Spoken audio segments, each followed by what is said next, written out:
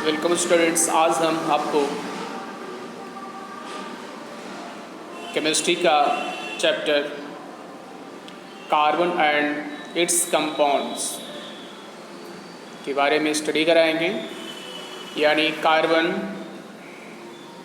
तथा इसके यौगिक, यानी कार्बन जो होती है उसके कौन कौन से कंपाउंड होते हैं और इसे कितनी कैटेगरी की गई है, इसके केमिकल प्रॉपर्टीज़, फिजिकल प्रॉपर्टीज़ क्या है, और this carbon is importance in our everyday life.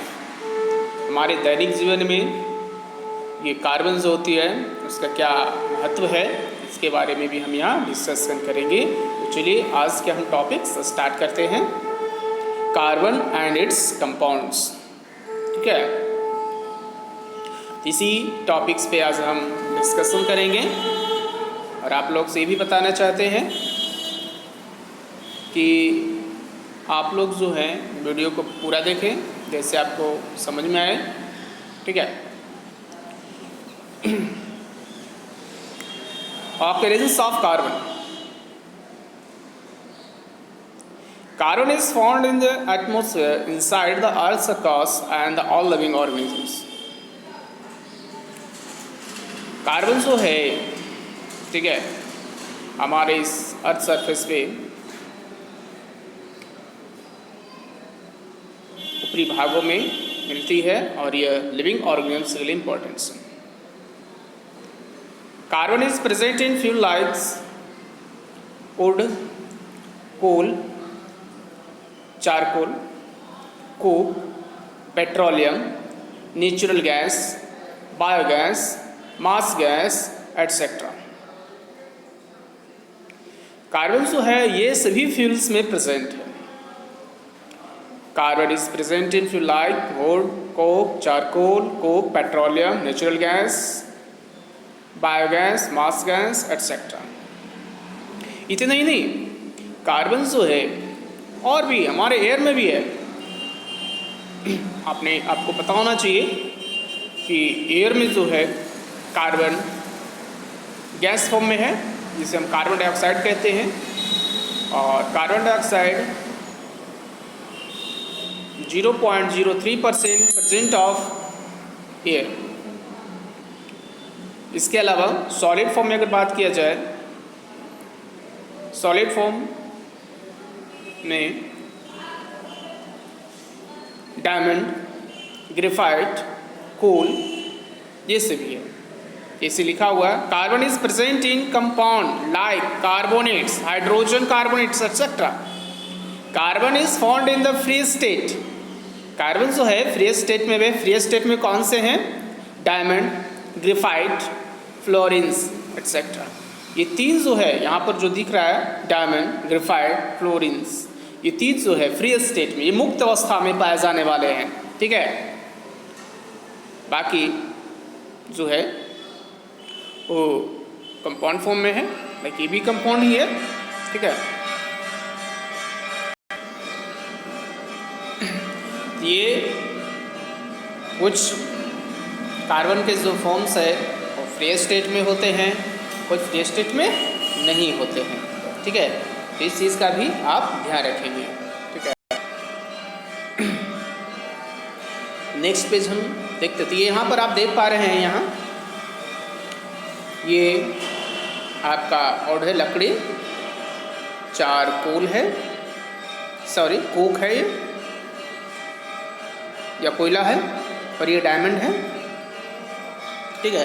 तो ये सब जो है कार्बन का ही पार्ट्स है, ठीक है।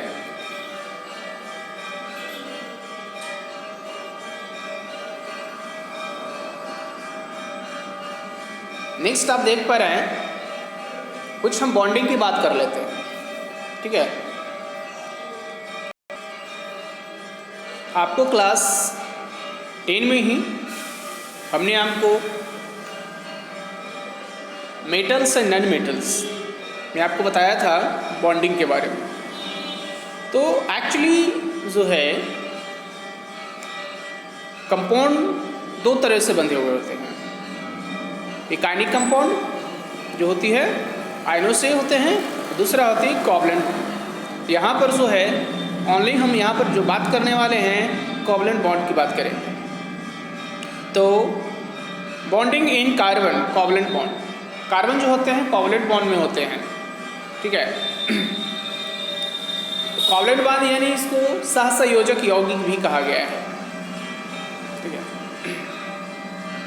या सहसंयोजित बंधन भी कहा गया है इसे। तो आप देख पा रहे हैं the atomic number of carbon is 6। आपको पता है कि कार्बन का जो एटॉमिक जो नंबर होती है वो कितनी होती है? 6 होती है। 6 होती है ना। इट्स इलेक्ट्रॉनिक अरेंजमेंट इज 2 4, यानी यहाँ पर जो बात की जा रही है इट्स इलेक्ट्रॉनिक अरेंजमेंट यानी electronic configuration, electronic configuration of carbon is 2 4। It has 4 valency. Class 9 में हमने आपको पढ़ाया था और क्लास 10 में भी हमने आपको बताया था मेटल्स नॉन मेटल में वैलेंसी के बारे में। तो यहाँ पर आप देख पा रहे हैं कि कार्बन का जो इलेक्ट्रॉनिक कन्फिग्रेशन यानी इलेक्ट्रॉनिक अरेंजमेंट जो होती है वह 2 और 4 होती है। It has 4 valency electrons, balance electrons, और कार्बन का जो बैलेंस इलेक्ट्रॉन होता है वह कितनी होती है?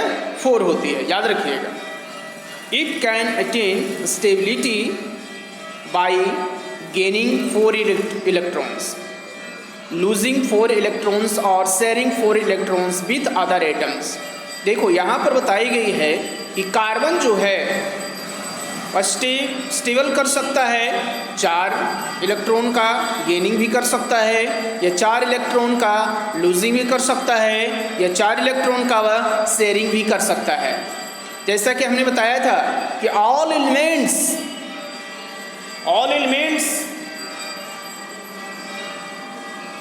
Reaction of the all element, कोई भी जो है एलिमेंट्स जो होती है वो रिएक्शन करने के लिए उसे ऑक्टस रूल, ठीक है, ऑक्टस रूल का यूज़ करता है। ऑक्टस रूल में बताई गई है कि कोई भी जो है एलिमेंट्स इलेक्ट्रॉन का जो है गेन कर सकता है, लूज कर सकता है, बट कितना तक? 4 इलेक्ट्रॉन तक ही कर सकता है। तो ये 4 जो होती है एक्चुअली ये 3 तक ही सीमित है, ठीक है, लेकिन कार्बन एक ऐसा है जो 4 करता है। तो यहाँ पर आप देख पा रहे हैं कि अगर ये carbon atomic number of 6, electronic configuration 2 और 4, तो इसे 8 बनाने के लिए, ऑक्टस रूल को कंप्लीट करने के लिए, ठीक है, ऑक्टस रूल में आपको याद होगा, मैं बताना चाहता हूँ कि सपोज दैट C है ये, ठीक है, तो C का कितना होता है? 6 होता है ना।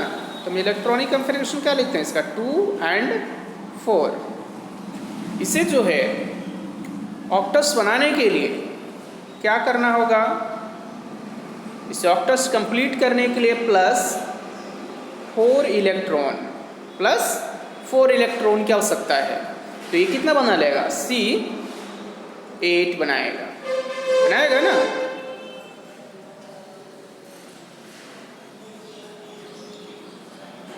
सॉरी, C जो है कितना बना लेगा? ये 10 हो जाएगा। कितना हो जाएगा? ये 10 हो जाएगा। इलेक्ट्रॉनिक कन्फिग्रेशन का इसका क्या हो जाएगा?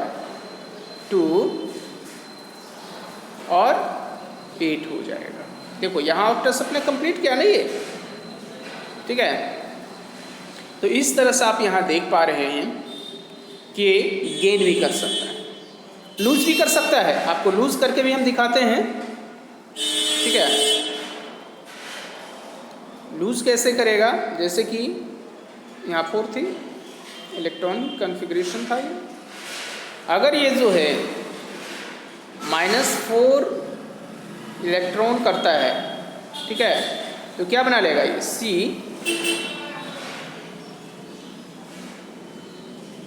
C के पास कितना हो जाएगा, 2 हो जाएगा, है ना, क्योंकि इसने क्या क्या लूज किया ना, 4 इलेक्ट्रॉन को अपने में से हटा दिया, तो C2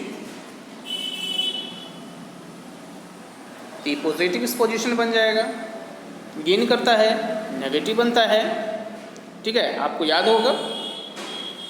तो इस तरह से कोवलेंट बॉन्ड में ये प्रोसेस हमेशा चलती रहती है। ओके, आपको अच्छी तरह से इस प्रोसेस को समझनी है।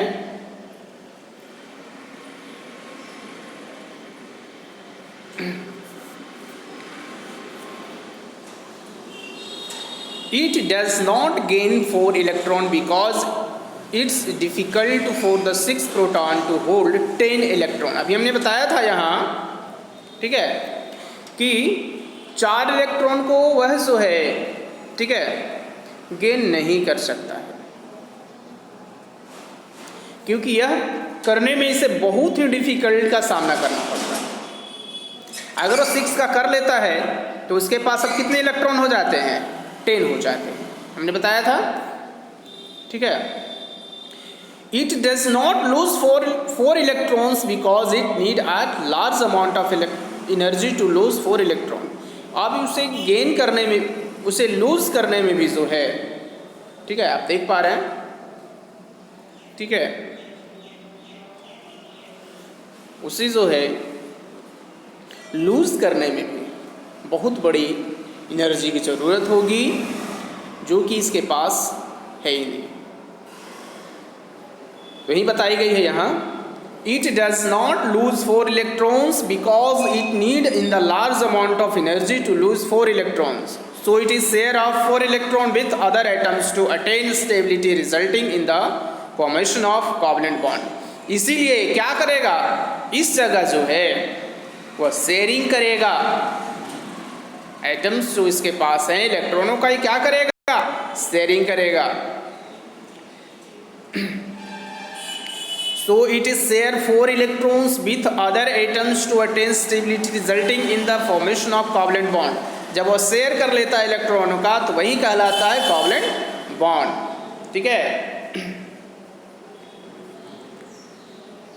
Since carbon atoms need 4 electrons to attain stability, its balance is 4 and it is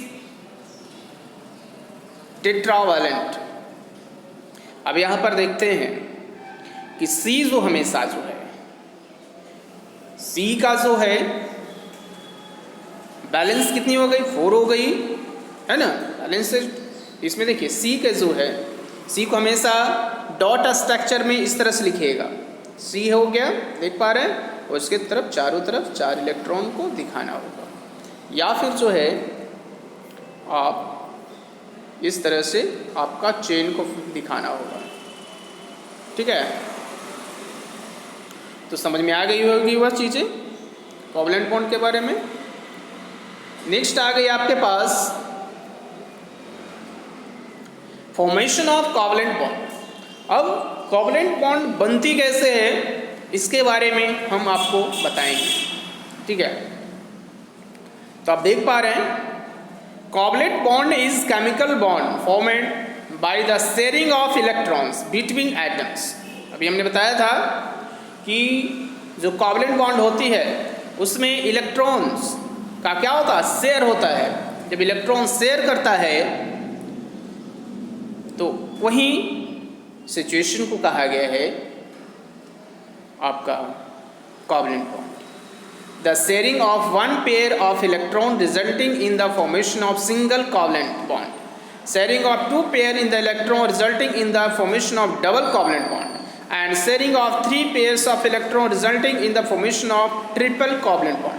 अब देखो बॉन्ड की अगर बातें हम कर रहे हैं तो covalent bond of the 3 types, 3 तरह से और 3 होते हैं, single covalent bond, double covalent bond, triple covalent bond. तो कितने इलेक्ट्रॉनों का जब शेयर होता है तो ये स्थिति बनती है। तो जैसे यहाँ पर बता दी गई है, the sharing of one pair of electrons resulting in the formation of single covalent bond. जब एक जोड़ी अगर इलेक्ट्रॉन का शेयरिंग होता है तो उससे बनने वाले जो बॉन्ड होते हैं वह सिंगल बॉन्ड में काउंट होते हैं। अगर टू पेयर्स ऑफ इलेक्ट्रॉन का जो है शेयरिंग होता है तो वह डबल कोवलेंट बॉन्ड बनता है, और अगर थ्री पेयर ऑफ इलेक्ट्रॉन का शेयरिंग होता है तो वहाँ ट्रिपल कोवलेंट बॉन्ड बनता है। तो आपको जो है हम अभी single covalent bond, double covalent bond और ट्रिपल कोवलेंट बॉन्ड के बारे में भी हम आपको बताएंगे।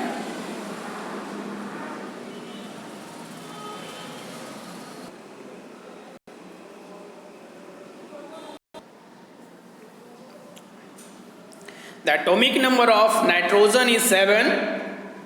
Its electronic configuration is 2 and 5.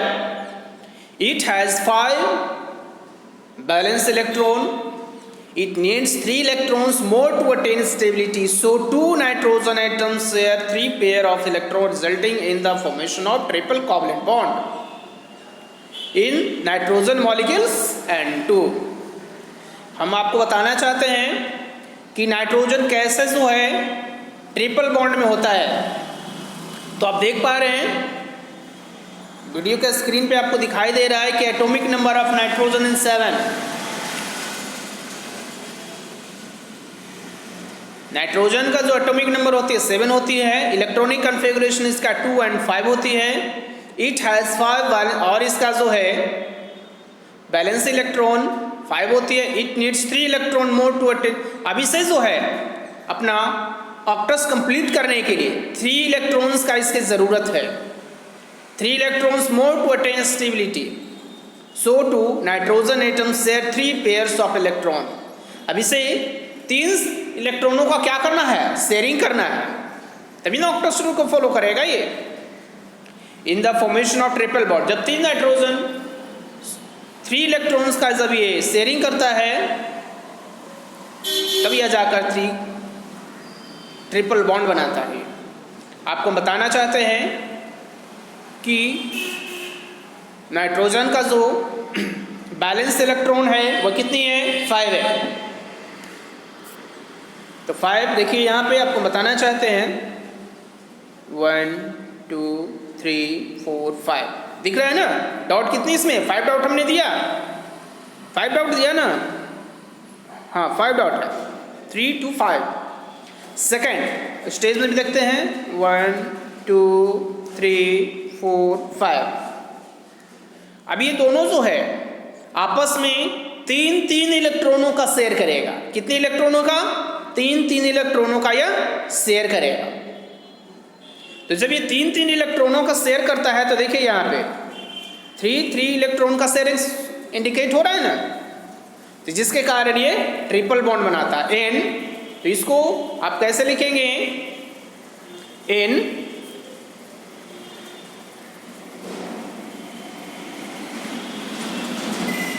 N 1 2 3 N। तो ये ट्रिपल बॉन्ड को इंडिकेट करता है। ठीक है, याद रखिएगा आपको यहाँ पर जो है एकदम इज इक्वल, एकदम सेम लाइन खींचनी है, बराबर लाइन खींचनी है। ठीक है,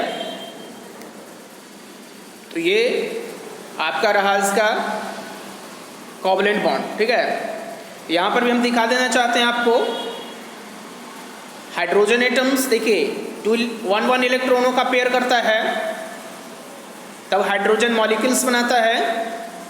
फ्लोरीन जो है ये भी जो है 2 फ्लोरीन एटम्स, इसमें कितने होते हैं, फ्लोरीन में देखिए बैलेंस इलेक्ट्रॉन कितनी है, 2 2 2 2 1, यानी 2 2 4 4 6 7। ठीक है। तो उसे जो है ऑक्टस कंप्लीट करने के लिए एक इलेक्ट्रॉन की ज़रूरत है ना। तो देखो इसने एक एक इलेक्ट्रॉन का क्या किया है, शेयरिंग कर लिया है, तब जा करके बनाया है फ्लोरीन मॉलिक्यूल्स। उसके बाद आप देख पा रहे हैं ऑक्सीजन का यहाँ दिया हुआ है, ये ऑक्सीजन का है ना। तो ऑक्सीजन में देख रहे हैं बैलेंस इलेक्ट्रॉन कितनी होती है, 6 होती है ना ऑक्सीजन का। तो 2 2 2 2 का हो गया। तो इसमें भी कार्बन तो 2 अपना शेयर करके जो है, देखिए यहाँ पर देखिए डबल बॉन्ड बनाया है, इसलिए ऑक्सीजन जो होती है वह डबल बॉन्ड में होता है, ठीक है। नेक्स्ट आप देख पा रहे हैं 4 फ्लोरीन एटम्स।